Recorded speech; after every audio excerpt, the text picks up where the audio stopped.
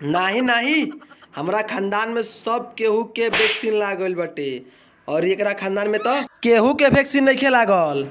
Journalist यही खातिर एकरा के पकड़ के वैक्सीन दसन। अरे हम 60 से वैक्सीन लेम का रे। का है ते अभी कोरोना का वैक्सीन नहीं ले ले ले ले ले ले ले ले ले ले। अरे साला गुंगती चुप रहो साला, इस सांड से वैक्सीन लेना साला, घोप घाप के मुआ दे हमरा के बार। ठीक बा, शीतला मैया से जाके वैक्सीन लिवा ले। बेटा शीतल तने एकरा के वैक्सीन दे देता बाबू के हमरा। बंद करो हाथ जोड़ के मैं।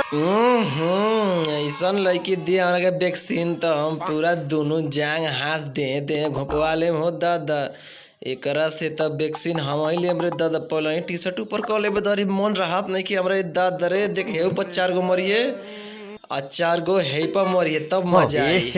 रहा नहीं जाता क्या होता? अबे साला ये कौन साड़ा रे दादा, ई सुई देवे वाला के सिम डाले वाला रे।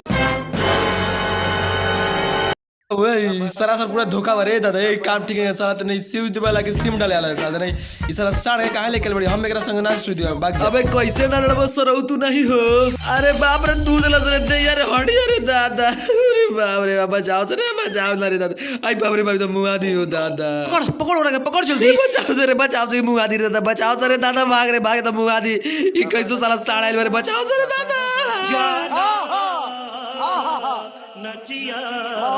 फेक फेक फेक साला एकरा फेक साला। भागत मैदान के बड़ी सर कूदे खातिर लड़ गेला, भागत रह धर एकरा धर दून टोरी फाड़ साला धर धर धर एकरा धर। सारा हम पीठे चढ़ते रुक जा ये धार एकरा के। अरे ओकर गर्दन पकड़ साला, गर्दन पकड़ते। अरे सर भाई तो बोलत अरे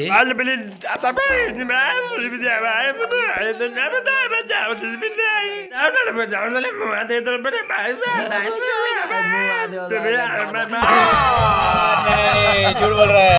चीर दे साला के, चीर दे पूरा टंगड़ी धके फाड़ दे ठीक बा।